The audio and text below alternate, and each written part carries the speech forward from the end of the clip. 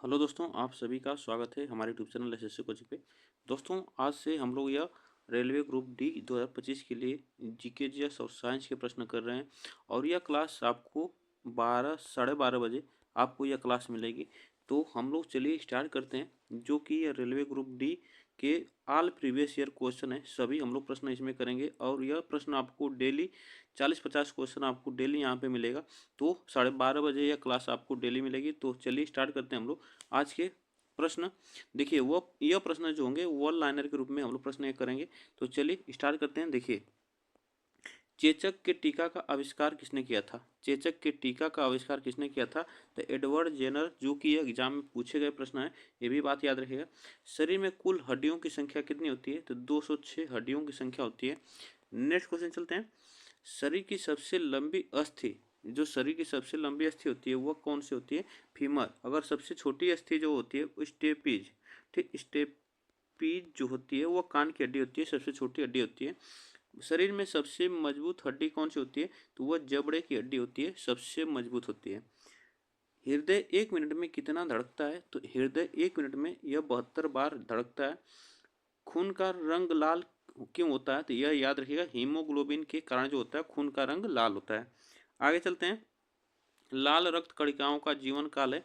तो लाल रक्त कणिकाओं का जो जीवन काल है 120 दिन है। लाल रक्त कणिकाओं का जीवन काल। हीमोग्लोबिन यौगिक है, तो यह प्रोटीन है। एक बात याद रखिएगा, हीमोग्लोबिन क्या है? यौगिक है, जो कि प्रोटीन का। आगे चलते हैं। रुधिर का तरल भाग है। रुधिर का जो तरल भाग होता है वो प्लाज्मा होता है। रुधिर को थक्का जमने में सहायक होता है, तो वह क्या होता है? विटामिन के। रुधिर को थक्का जमने में सहायक होता है वो विटामिन के होता है। आगे चलते हैं। रक्त समूह में सर्वदाता और सर्वग्राही है। तो रक्त समूह में सर्वदाता और सर्वग्राही क्या? तो वह देखिए, जो सर्वदाता होता है वो होता है और सर्वग्राही होता है ए बी। पित्त स्रावित होता है। तो पित्त स्रावित किससे होता है? तो यकृत द्वारा पित्त स्रावित होता है। स्वतंत्र मनुष्य का रक्तचाप कितना होता है? स्वस्थ मनुष्य का रक्तचाप कितना होता है? तो यह होता है 120/80। 120/80 इसका रक्तचाप जो बीपी होती है वह याद रखिएगा, यह स्वस्थ मनुष्य का रक्तचाप होता है। हाइड्रोफोबिया किससे होता है? तो हाइड्रोफोबिया जो होता है वह कुत्ते के काटने से जो होता है हाइड्रोफोबिया होता है। आगे चलते हैं। और इसे पूछा जाता है, तो यह याद रखिएगा किस विषाणु से होता है? यह विषाणु से होता है, ये भी बात याद रखिएगा। वायरोलॉजी संबंधित है। वायरोलॉजी संबंधित है, तो यह विषाणुओं के अध्ययन से वायरोलॉजी संबंधित है। आगे चलते हैं। खून का थक्का किस रोग में नहीं जमता है? तो खून का थक्का जो है किस रोग में नहीं जमता है? तो हीमोफीलिया जो है हीमोफीलिया रोग में यह नहीं जमता है। अगर किस विटामिन से पूछा जाए, तो विटामिन की कमी से। कौन सा विटामिन? विटामिन के की कमी से नहीं जमता है। ट्रेकोमा एवं ग्लूकोमा रोग संबंधित है, तो यह आंख से। किससे? ट्रेकोमा एवं ग्लूकोमा रोग संबंधित है, यह आंख से संबंधित है। आगे चलते हैं। प्लाज्मोडियम परजीवी है। तो प्लाज्मोडियम परजीवी है, यह मलेरिया रोग का, यह भी बात याद रखिएगा। पॉजिट्रॉन किसका प्रतिकरण है? तो यह इलेक्ट्रॉन का जो यह प्रतिकरण है। आगे चलते हैं। जड़ों के रूपांतरण का उदाहरण है। तो जड़ों के रूपांतरण का उदाहरण क्या है? मूली, गाजर, शकरकंद। मूली, गाजर, शकरकंद। आगे चलते हैं। तने के रूपांतरण का उदाहरण आप बताइएगा। तो यह देखिए, तने के रूप में क्या होता है? आलू, अदरक और प्याज। यह क्या होता है? तना होता है, यह भी आप याद रखिएगा।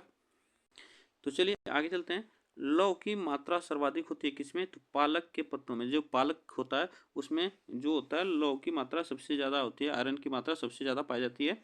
आगे चलते हैं। स्वस्थ शरीर में खून की मात्रा होती है। तो स्वस्थ शरीर में कम से कम यह खून की मात्रा होती है 5 से 6 लीटर। वायुमंडल में ऑक्सीजन की मात्रा संतुलित होती है, तो वह किससे होती है? तो प्रकाश संश्लेषण द्वारा यह संतुलित होती है। आगे चलते हैं। कवकों का अध्ययन। कवकों का अध्ययन क्या कहलाता है? माइकोलॉजी कवकों का अध्ययन कहलाता है। हड्डियों में मुख्यतः पाया जाता है, तो यह कैल्शियम एवं फास्फोरस पाया जाता है। आगे चलते हैं। मानव में गुणसूत्र की संख्या कितनी होती है? तो यह आप याद रखिएगा, अगर मानव में गुणसूत्र की संख्या पूछा जाए तो टोटल होती है 46। अगर जोड़े में पूछा जाए तो 23 जोड़े होते हैं।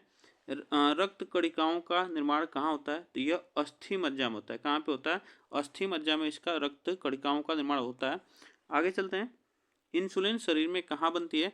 तो इंसुलिन जो है यह अग्नाशय द्वारा बनती है, ठीक ना, अग्नाशय द्वारा इंसुलिन का निर्माण होता है। पिट्यूटरी ग्रंथि कहाँ पाए जाते हैं? तो पिट्यूटरी ग्रंथि जो है यह मस्तिष्क में पाई जाती है, ठीक ना, मस्तिष्क में पिट्यूटरी ग्रंथि पाई जाती है। दो प्रमुख वंशानुगत रोग है, दो प्रमुख वंशानुगत रोग है, वह कौन सा है? वर्णांधता एवं हीमोफीलिया। थायरोक्सिन हार्मोन स्रावित होता है, तो थायरोक्सिन हार्मोन जो स्रावित होता है वह थायराइड ग्रंथि से होता है। आगे चलते हैं। मछलियाँ सांस लेती है, तो मछलियाँ जो सांस लेती हैं वो अपने गिल्स के जो गलफड़े होते हैं उससे सांस लेते हैं। विटामिन ए की का सर्वोत्तम स्रोत क्या है? तो यह याद रखिएगा, यह गाजर है। विटामिन ए से कौन सा रोग होता है? तो रतौंधी होती है, ये भी आप याद रखिएगा, रतौंधी, ठीक ना। आगे चलते हैं नेक्स्ट क्वेश्चन पे। जठर रस में पाया जाता है, तो जठर रस में पाया जाता है हाइड्रोक्लोरिक अम्ल। क्या पाया जाता है? हाइड्रोक्लोरिक अम्ल। नेक्स्ट क्वेश्चन चलते हैं, देखिए लाइकेन यहाँ पे होगा, यहाँ पे याद रखिएगा लाइकेन, ठीक ना, लाइकेन यहाँ पे होगा। लाइकेन में परस्पर सहजीवी मौजूद होते हैं, तो यह कवक और शैवाल, ठीक ना। लार में पाए जाने वाला एंजाइम है, तो यह टाइलिन एंजाइम है, ये भी बात याद रखिएगा। नेक्स्ट क्वेश्चन चलते हैं। हीमोग्लोबिन में पाए जाने वाला तत्व है, तो हीमोग्लोबिन में पाए जाने वाला जो तत्व है वो लोहा होता है, आयरन होती है। प्रोटीन का पाचन होता है, तो प्रोटीन का पाचन कहाँ पे होता है? तो छोटी आंत में होता है। नेक्स्ट क्वेश्चन चलते हैं। भोपाल गैस कांड 1984 में रिसाव हुआ था, यह किसका रिसाव हुआ था? मिथाइल आइसोसाइनेट का रिसाव हुआ था। आगे चलते हैं। काला हीरा तथा काला शीशा कहते हैं, तो यह कहते हैं काला हीरा किसे कहते हैं? कार्बोनेडो और काला शीशा ग्रेफाइट को कहा जाता है। शरीर की सबसे छोटी अस्थि है, तो स्टेपीज, यह कहाँ पे पाई जाती है? तो कान में पाई जाती है। आगे चलते हैं। जीवन रक्षक हार्मोन कहते हैं, तो जीवन रक्षक जो हार्मोन कहलाता है वो एड्रिनल को कहा जाता है। प्रकाश संश्लेषण अधिक होती है, तो प्रकाश संश्लेषण कहाँ पे अधिक होती है? तो लाल रंग के प्रकाश में। आगे चलते हैं। आत्महत्या की थैली कहलाता है, आत्महत्या की थैली लाइसोसोम कहलाता है। आगे चलते हैं नेक्स्ट क्वेश्चन पे। द्रवित पेट्रोलियम गैस है, तो द्रवित पेट्रोलियम गैस क्या है? तो ब्यूटेन और प्रोपेन गैसों का मिश्रण, ये भी बात याद रखिएगा। प्रोटीन की फैक्ट्री कहलाता है, तो यह राइबोसोम कहलाता है, प्रोटीन की फैक्ट्री। नेक्स्ट क्वेश्चन चलते हैं, देखिए डीएनए और आरएनए है, तो यह क्या है? न्यूक्लिक अम्ल है, न्यूक्लिक अम्ल।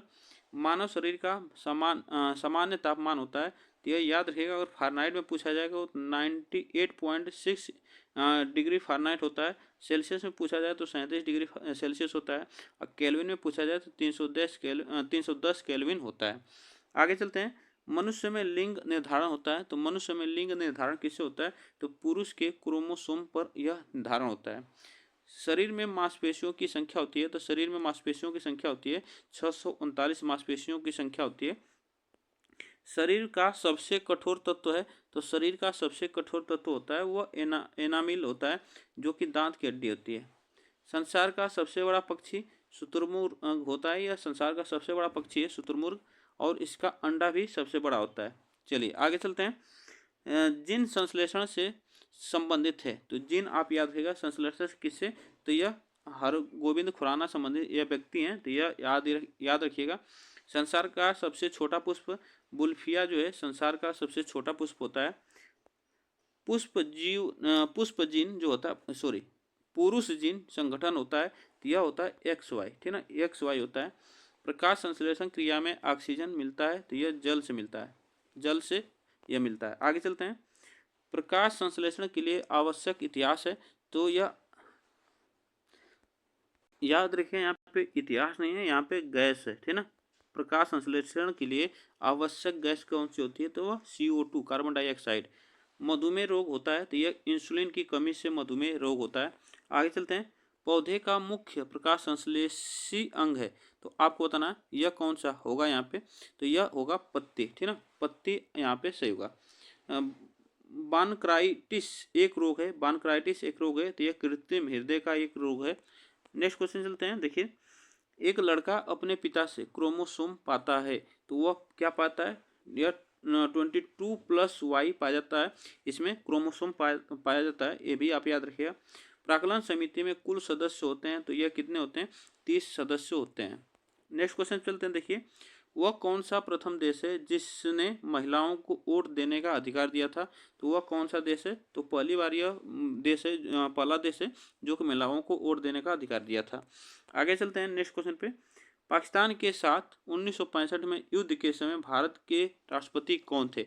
तो भारत के राष्ट्रपति कौन थे? यस राधा कृष्णन थे।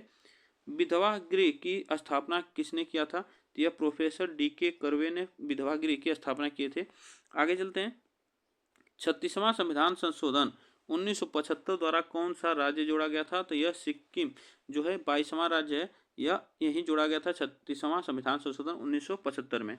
गुलाम राजवंश का संस्थापक कौन था जो मोहम्मद गोरी का गुलाम था? यह भी आप याद रखिएगा। तो यह याद रखिएगा कुतुबुद्दीन ऐबक था। आगे चलते हैं। मनसबदारी प्रथा का प्रयोग भारत में सर्वप्रथम किसने किया था? तो मनसबदारी प्रथा का प्रयोग भारत में सर्वप्रथम किसने किया था? अकबर ने किया था। किसने? अकबर ने किया था। भारत में कर्मचारी राज्य बीमा योजना कब प्रारंभ किया गया था? तो यह किया गया था 1952 में, ठीक ना। 1952 में कर्मचारी राज्य बीमा योजना शुरू की गई थी। ये भी बात याद रखिएगा। आज हम लोग बस इतने ही प्रश्न करेंगे। आप लोग बताइएगा ये प्रश्न कैसे लगे, और वीडियो को एक बार लाइक शेयर जरूर कर दीजिएगा और चैनल को सब्सक्राइब कर लीजिएगा कि आपको डेली का यहाँ पे क्लास मिलती रहेगी। तब तक के लिए थैंक यू सो मच।